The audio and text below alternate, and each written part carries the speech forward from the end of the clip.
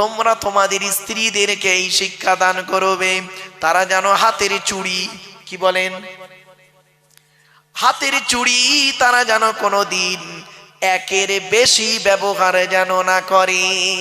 এক হাতে একটা চুড়ি পরবে, দু হাতে একটা একটা দুটো চুড়ি পরবে, এক হাতে দুটো তিনটে চারটে চুড়ি পরা নিষেধ। আল্লাহর নবী বললেন, হযরত ওমর বসেছিলেন বাম দিকে, আল্লাহর নবী উমারকে বললেন, উমার, তোমার স্ত্রী যদি এক হাতে দুই বা দুইয়ের বেশি চুড়ি পরে, স্ত্রীর চুড়ির ঝুনঝুনি আওয়াজটা পরপুরুষের জন্য হলো হারাম হয়েছে। আমার মা বোনরা, চুড়ি পরবেন এক হাতে একটা, একের বেশি চুড়ি পরবেন না, তবে পড়তে পারেন একমাত্র স্বামী ছাড়া, অন্যের কাছে রূপ দেখাইও না। চলো, এরপরে নবীজি বললেন, এই স্বামীরা, তোমরা তোমাদের স্ত্রীদেরকে এই শিক্ষা দেবে, তারা যেন কোনোদিন মাথার বালিশ, কি বলেন, মাথার বালিশ তারা যেন কোনোদিন দুটো ব্যবহার যেন না করে। স্বামী একটা বালিশ, স্ত্রী একটা বালিশ, এই রকম দুজনে দুটো বালিশে মাথা রেখে ঘুমাবে না। স্বামী স্ত্রী যখন ঘুমাবে, একটি মাত্র লম্বা বালিশে মাথা রেখে ঘুমাবে। স্বামী স্ত্রী যদি এক বালিশে মাথা রেখে ঘুমায়, আল্লাহর রহমত, মহব্বত, ভালোবাসা আল্লাহ বাড়িয়ে দেবে। এসব তো শোনেননি। চলো, আচ্ছা, এখানে যারা মেয়ের বিয়ে দিয়েছেন তারা শ্বশুর হয়েছেন, ঠিক না বেঠিক? বলুন না, কথা বলুন। যারাই মেয়ের বিয়ে দিয়েছেন তারা শ্বশুর হয়েছেন। আর নবীজি তার মেয়ে ফতেমাকে হযরতে আলীর সঙ্গে বিয়ে দিয়েছিলেন, তাহলে নবীও একদিকে শ্বশুর হয়েছেন, ঠিক না বেঠিক? তাহলে আপনারাও শ্বশুর, নবীজিও শ্বশুর। চলো, এই দুই শ্বশুরের কতটা পার্থক্য দেখুন, আসমান আর জমিন পার্থক্য। আপনি আপনার মেয়েকে যখন শ্বশুর বাড়ি পাঠিয়েছিলেন, কি কি দিয়ে পাঠিয়েছিলেন, কি কি বলে পাঠিয়েছিলেন? আর নবীজি তার মেয়ে ফতেমাকে শ্বশুর বাড়ি পাঠিয়েছিলেন, কি কি দিয়েছিলেন আর কি কি বলেছিলেন? দয়া করে একটু শুনে যান। আগে আমাদেরটা বলি। আমরা আমাদের মেয়েদের কি করেছি? খাট, গদি, ড্রেসিং টেবিল, আলমারি, খাটের সঙ্গে দুটো ছোট ছোট মাথার বালিশ আর বিশাল বড় একটা ঠ্যাং বালিশ দিয়েছি, ইত্যাদি। আর মেয়েকে, আর নবীজি কি দিয়েছিলেন ফতেমাকে দেখি, শুনে নিন। মা ফতেমাকে নবীজি দিয়েছিলেন দুটো জামা, কটা কটা কটা, দুটো জামা, একটা খেজুর পাতার চাটাই, একটা কম্বল, একটা পানির কলসি, একটা জাঁতা, সুপুরি কাটা জাঁতা নয়, গম ভাঙানো জাঁতা। জাঁতা বলিছি বলে অনেকে পান খড়গুলো মনে মনে ভাবছে সুপারি কাটা জাঁতা, না। এবারে আসছি, আর কি দিয়েছিলেন? একটা চামড়ার বালিশ, কটা কটা কটা, একটা চামড়ার বালিশ। কেন? স্বামী স্ত্রী এক বালিশে মাথা রেখে ঘুমালে আল্লাহর রহমত, মহব্বত, ভালোবাসা আল্লাহ বাড়িয়ে দেয়। চলো, এবারে আসছি, নবীজি আপনি আপনার মেয়েকে কি বলে শ্বশুর বাড়ি পাঠিয়েছিলেন? মেয়েটি যেদিন শ্বশুর বাড়ি যাচ্ছিলেন, জীবনের প্রথম বরের গাড়িতে ওঠার আগে, মেয়েটি তার ভাই বোনের গলা জড়িয়ে কেঁদেছে, মায়ের গলা জড়িয়ে কেঁদেছে, সর্বশেষে এসে বাপের গলা জড়িয়ে কাঁদে, ঠিক না বেঠিক? বাপ তখন কি বলে সান্ত্বনা দেন আপনারা? কাঁদিসনি মা, কাঁদিসনি, আমরা কাল সকাল সকাল যাচ্ছি, ঠিক না বেঠিক? এটাই তো বলেন। আর নবীজি কি বলেছেন শুনুন, চমকে যাবেন। আমার মা বোনেরা সব শুনছে, হ্যাঁ, মা বোনেরা শুনে নিন। নবীজি কি বলেছিলেন? নবীজির বেটি ছোট মেয়ে ফতেমা যখন শ্বশুর বাড়ি যাচ্ছিলেন, আলীর বাড়িতে জীবনের প্রথম যাচ্ছেন, নবীকে ফতেমা বলছেন, আব্বা জান, আজ আমি শ্বশুর বাড়ি যাচ্ছি, মা তো বেঁচে নেই, আপনি আমার আব্বা, আপনি আমার মা, আজ শ্বশুর বাড়ি যাচ্ছি আব্বা, কিভাবে চলবো আপনি বলে দিন। নবীজি একটা কথা বললেন, মা বোনেরা শুনুন, একটা কথা বললেন, ফতেমা, ফতেমা, আলীকে দ্বিতীয়বার ডাকতে যেন না হয়। কি বললো, কি বললো? আলীকে দ্বিতীয়বার ডাকতে যেন না হয়। তার মানে কি? এক ডাকে সাড়া দেবে, এক ডাকে সাড়া দেবে। তো মা ফতেমা বললেন, জি আব্বাজান, আমি স্মরণ রাখবো কথাটা মরণ পর্যন্ত। ব্যাস, মা ফতেমা যতদিন বেঁচে ছিলেন হযরতে আলীর এক ডাকে সাড়া দিতেন। একদিনের একটা ছোট্ট ঘটনা শুনে নিন, চমকে যাবেন। দেখুন, হযরত আলী একদিন নবীজির দরবার থেকে বাড়ি আসছে, অনেক রাত হয়ে গেছে, হাসান হুসাইন বাড়িতে আছে, বাচ্চা বাচ্চা ছেলে। হযরত আলী রাস্তা দিয়ে আসছে আর মনে মনে ভাবছে, হিস, আজকের এত রাত করে ফেললাম, ঠিক হলো না। ফতেমা জেগে আছে, হাসান হুসাইন বাচ্চা দুটো আছে। লজ্জিত ভাবে এসেছে বাড়িতে, এসে দরজায় ওই বালাটা আস্তে করে নাড়া দিচ্ছে, দিয়ে হালকা আওয়াজে ফতেমা একবার ডেকেছে। সঙ্গে সঙ্গে মা ফতেমা লাব্বাইক বলে দরজা খুলে দিয়েছে। তখন হযরত আলী বলছে, ফতেমা কিছু মনে করো না, আজকের একটু রাত হয়ে গেছে, জানো, রাত হয়ে গেছে, কিছু মনে করো না। আর কাল থেকে আমার জন্য জেগে বসে থাকবে না, তুমি খেয়ে নেবে, হাসান হুসাইনকে খাইয়ে দেবে, তোমরা তিনজনে খেয়ে ঘুমিয়ে যাবে। আমি নবীজির দরবার থেকে যখন আসবো, এসে খাওয়া দাওয়া করে ঘুমাবো। কথাটা শোনার পরে মা ফতেমা কি বলেছিল জানেন?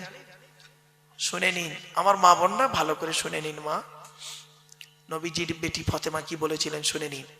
এটা হলো আমার মায়ের স্বভাব, বাপের অর্ডার। মায়ের স্বভাব, বাপের অর্ডার। হযরত আলী চমকে গেলেন। আচ্ছা, মায়ের স্বভাব বাপের অর্ডারটা কি?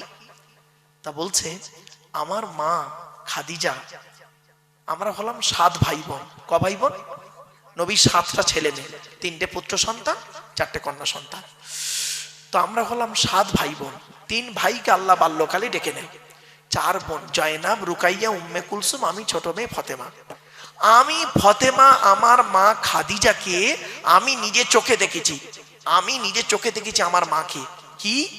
আমার মা আমাদের 4 বোনকে খাইয়ে শুইয়ে দিয়ে আমার মা খাদিজাকে দেখেছি, আব্বাজান যতক্ষণ না বাড়ি ঢুকতেন ততক্ষণ পর্যন্ত ঘুমানো তো দূরের কথা, খেতেন না। দরজা লাগিয়ে দাঁড়িয়ে দাঁড়িয়ে আল্লাহর কোরআন তেলাওয়াত করতেন, আল্লাহ আল্লাহর জিকির করতেন। যত রাত হোক না কেন, আমার আব্বাজান যখন বাড়ি ঢুকতেন, আব্বাজান খালি একবার ডাকতেন, একবার খাদিজা বলে ডাকতেন, একবার খাদিজা বলে ডাকতেন, সঙ্গে সঙ্গে আমার আম্মাজানকে দেখেছি লাব্বাইক ইয়া রাসূলুল্লাহ বলে দরজা খুলে দিতেন। এই অভ্যাসটা আমি মায়ের থেকে শিখে নিয়েছি। আপনার মেয়ে আপনার জামাইয়ের জন্য করে, আসলে আপনার বউ তো আপনার জন্য করে না, তা আপনার মেয়ে করবে কি করে? ডাইসটাই তো খারাপ, ডাইসটাই তো খারাপ। বাড়ি থেকে ভাববেন মা বোনেরা, খালি নাম ফতেমা দিলে হয় না, নাম রোকেয়া দিলে হয় না, নাম খাদিজা দিলে হয় না, কাম করা লাগে, ঠিক না বেটি? চলো, তারপরে বলছে বাপের অর্ডারটা কি? বলছে, যেদিন আমি আপনার বাড়িতে আসি সেই দিন আমার আব্বাজান বলেছিলেন আলীকে দ্বিতীয়বার ডাকতে যেন না হয়, তা আমি মরণ পর্যন্ত চেষ্টা করে যাব আপনার এক ডাকে সাড়া দিতে। জোরে বলুন সুবহানাল্লাহ। আমার মায়েরা বোনেরা, স্বামী কি জিনিস, স্বামী কি জিনিস সেই দিন বুঝতে পারবেন যেদিন স্বামী আপনার পৃথিবী ছেড়ে চলে যাবে। বাপের বাড়িতেও ঠাঁই নেই, ছেলের ঘরেও আশ্রয় নেই, মেয়ের ঘরেও জায়গা নেই, স্বামীর বাড়িটাই হলো তোমার বাড়ি। মনে রেখো, স্বামীকে গালি দিয়ে, স্বামীকে অপমান করে তুমি শান্তি থাকতে পারবে না। শুনে নিন, একজন পুরুষ 4 জনকে খুশি করলে জান্নাতি। হে পুরুষ, তুমি তোমার রব আল্লাহকে খুশি করো, অর্থাৎ কোরআন মোতাবেক জীবন যাপন করো। 2 নাম্বার, হে পুরুষ, তুমি তোমার নবীকে খুশি করো, হাদিস মোতাবেক জীবন যাপন করো। 3 নাম্বার, পুরুষ, তুমি তোমার জন্মদাতা বাপকে খুশি করো। 4 নাম্বার, পুরুষ, পেটে ধরা মাকে খুশি করো। এই চারজনকে যদি খুশি করতে পারে কোনো পুরুষ, সে জান্নাতি। আর একজন নারী তিনজনকে খুশি করলে জান্নাতি। হে নারী, তুমি তোমার রব আল্লাহকে খুশি করো।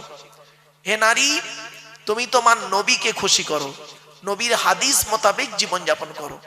3 নাম্বার, হে নারী, তুমি তোমার স্বামীকে খুশি করো।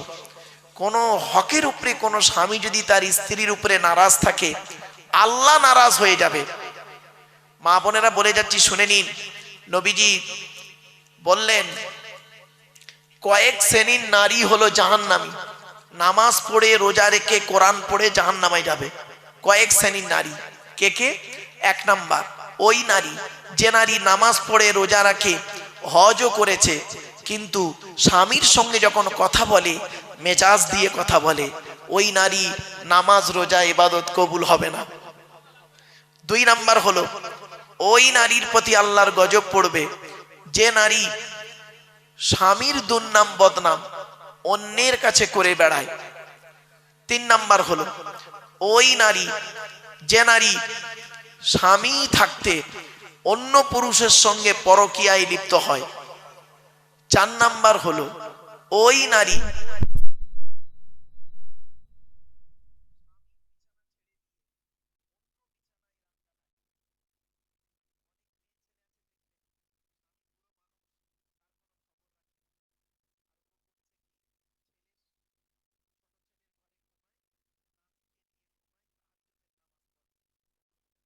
স্বামী নারাজ থাকলে।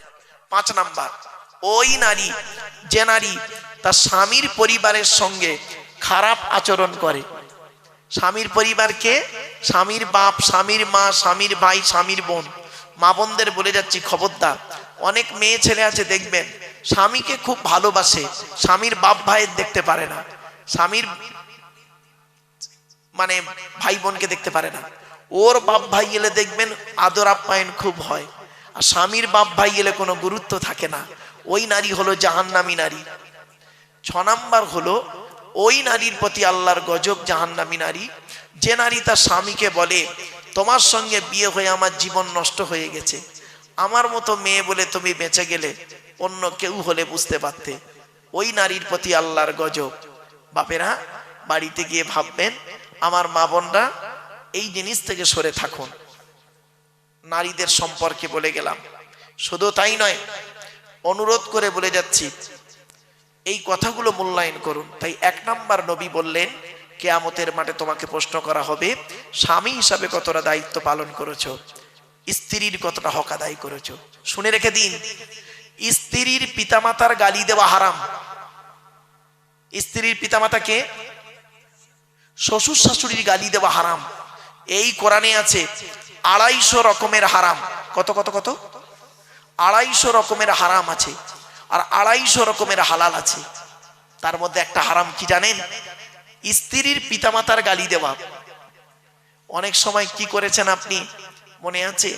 ঈদের দিনে স্ত্রী খাবার তৈরি করতে একটু দেরি করে ফেলেছে বেচারা, আপনি করলেন কি তাকে ঈদের দিনে মা মাসি তুলে গালাগালি করলেন, মরা বাপটাকে কবর থেকে তুলে আনলেন, মরা মাটাকে কবর থেকে তুলে আনলেন, এনে আপনি গোসল করে নতুন জামা কাপড় পরে আতর সুরমা মেখে ঈদের নামাজ পড়ে ইমাম সাহেবের বুকে বুকে মিলছেন।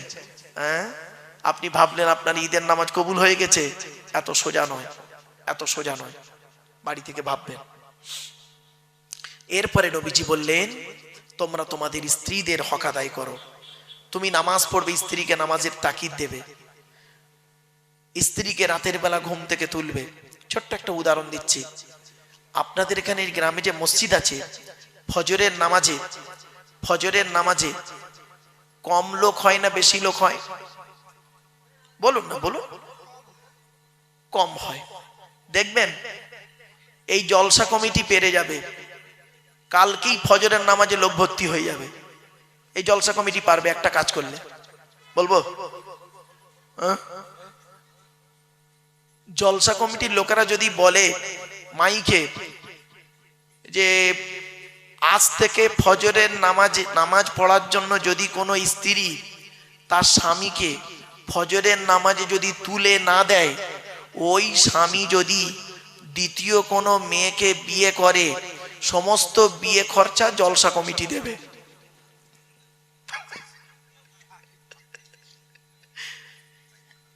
বুঝলেন? মানে ওই স্বামী যদি দ্বিতীয় বিয়ে করে সুন্দরী মেয়েকে, সমস্ত বিয়ে খরচা জলসা কমিটি দেবে। দেখবেন ফজরে কিভাবে যে তুলবে আপনাকে ভাবতে পারবেন না। এই জন্য মনে রাখবেন, স্বামী স্ত্রী উভয়কে ভালো হতে হবে। নামাজ কারোর জন্য মাপ নাই, বিশেষ ব্যক্তি বিশেষ কারণ ছাড়া। মনে রাখবেন, রোজা কারোর জন্য মাপ নাই, বিশেষ ব্যক্তি বিশেষ কারণ ছাড়া।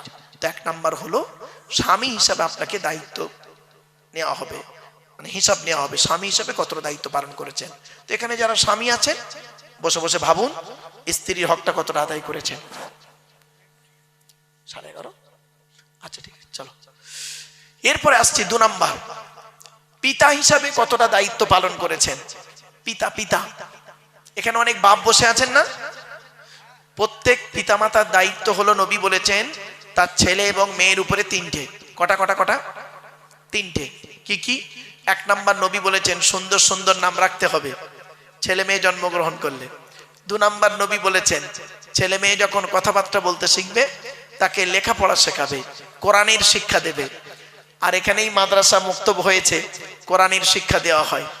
3 নম্বরে বলা হয়েছে কি, যে 3 নম্বরে হচ্ছে ছেলে মেয়ে যখন প্রাপ্তবয়স্ক হয়ে যাবে, যৌবন তাদের যখন ফুটবে, পাত্র পাত্রী দেখে তাদের তাড়াতাড়ি বিয়ের ব্যবস্থা করবে। এখানে অনেক বাম্মা বসে আছেন যারা ছেলে বড় হয়েছে, মেয়ে বড় হয়ে গেছে, বিয়ের প্রয়োজন, বাম্মা বিয়ে দিচ্ছে না। সেই ছেলে মেয়ে যদি ব্যভিচার করে, আর ওই পাপের বোঝা ওই ছেলে মেয়ের বাম্মাদের ঘাড়ে পড়বে। কি ভাবলেন? এই জন্য এই যুবক ছেলেরা, ভালোবেসে বিয়ে করা ভালো নয়, বিয়ে করে ভালোবাসা ভালো। ভালোবেসে বিয়ে করা ভালো নয়, বিয়ে করে ভালোবাসা ভালো। একটা হালাল একটা হারাম, তুমিই ঠিক করো কোনটা করবে।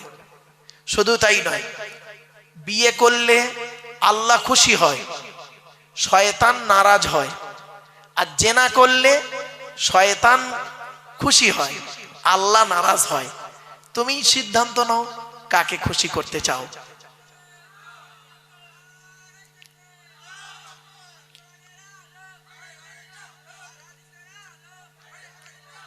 আমার বাপেরা,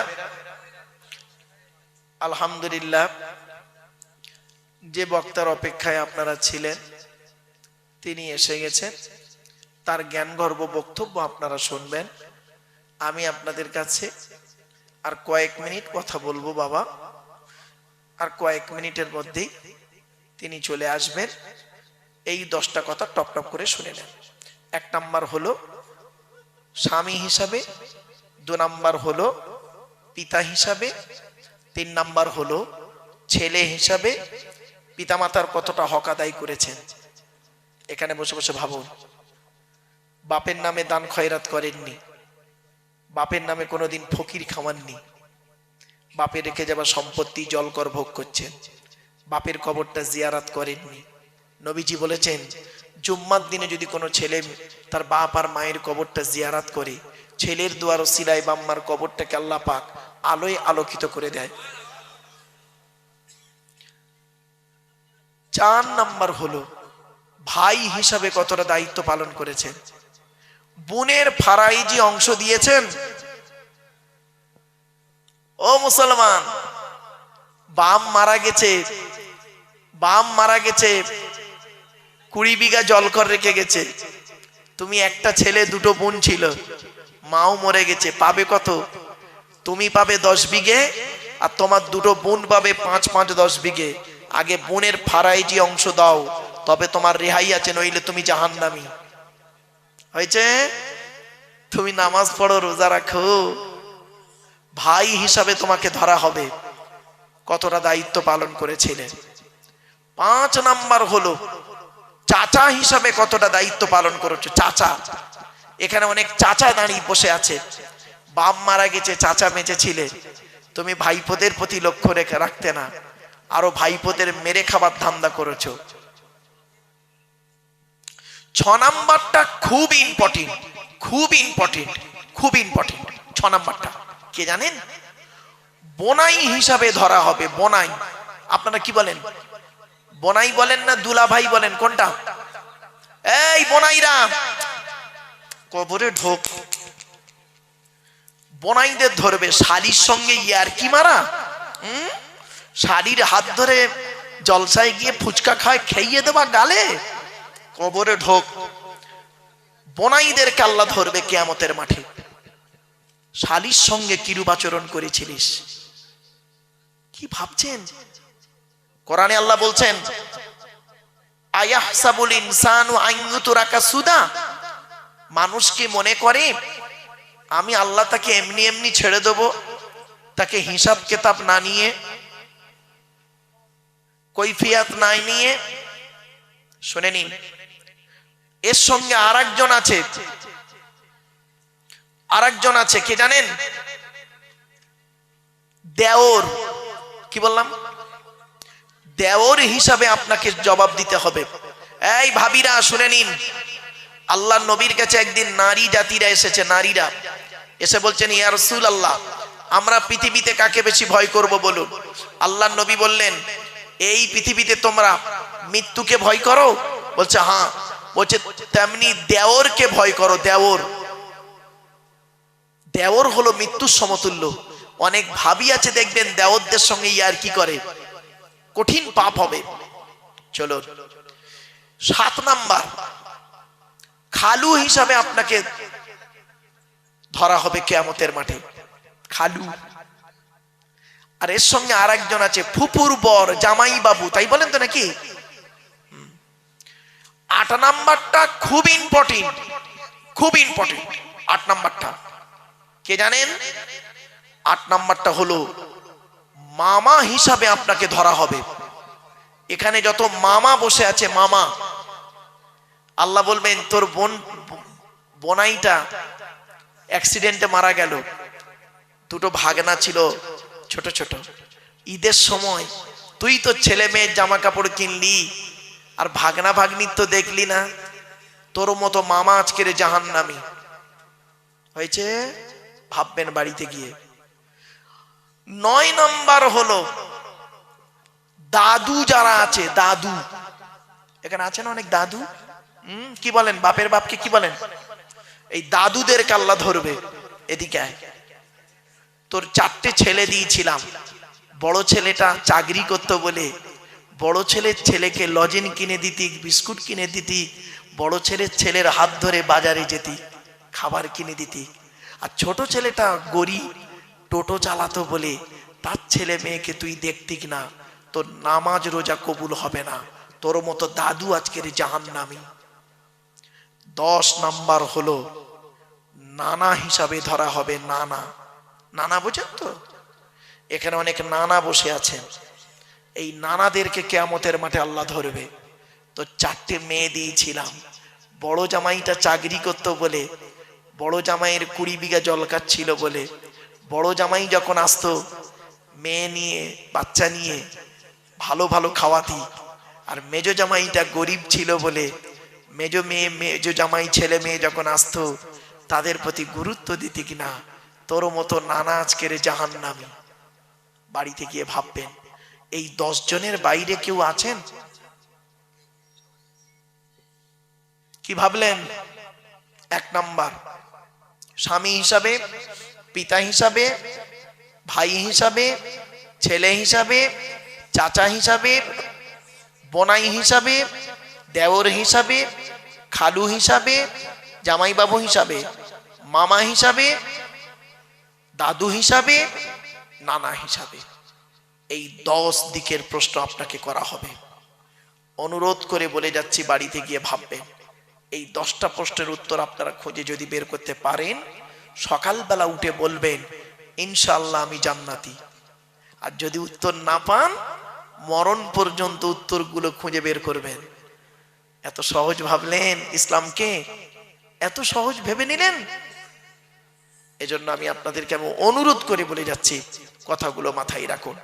একবার দরুদ শরীফ, আল্লাহুম্মা সাল্লি আলা সাইয়্যিদিনা মাওলানা মুহাম্মদ ওয়া আলা আলি সাইয়্যিদিনা মাওলানা মুহাম্মদ।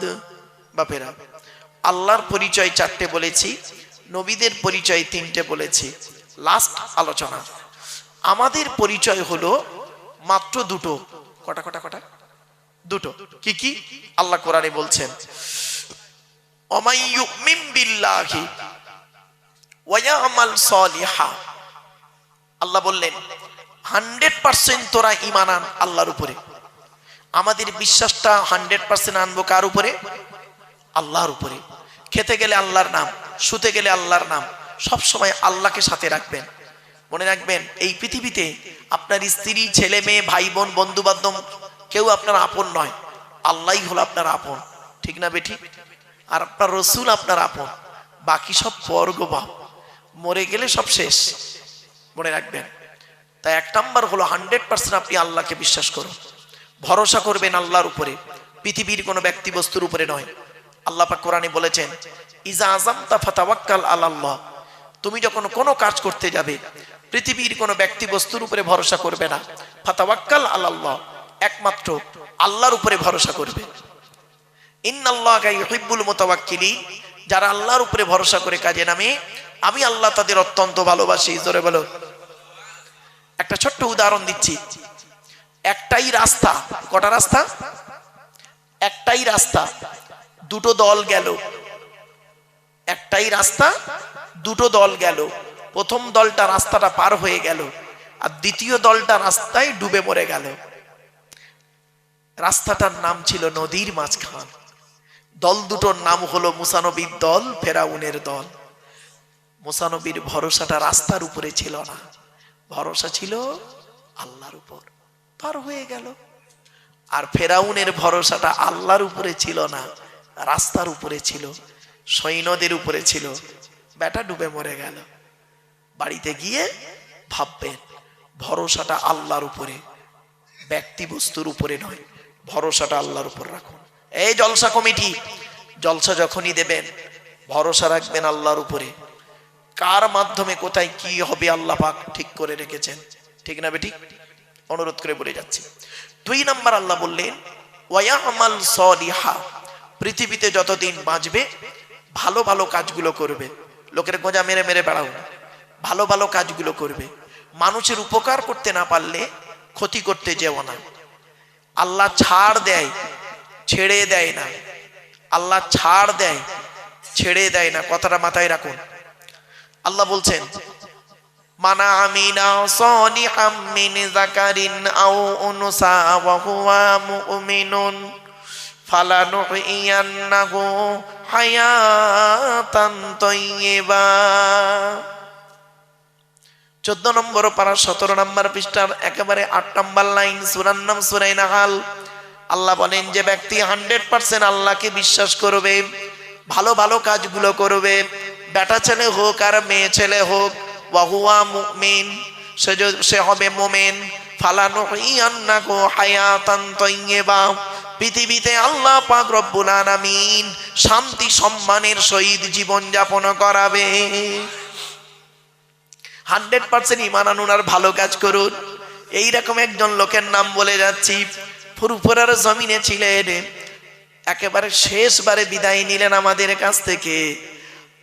মুফতি আজম মেজলা হুজুর পীর কেবলা রহমাতুল্লাহ আলাইহি। কি ভাবলেন? খুব বড় আল্লাহর ওলি ছিলেন, খুব বড় আলেম ছিলেন।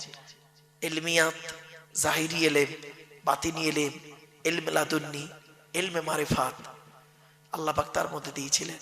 কি ভাবছেন? এবার আসছে, আল্লাহ বললেন ইন্নাল, এটা দুনিয়াতে হলো, আখিরাতে কি দেবে?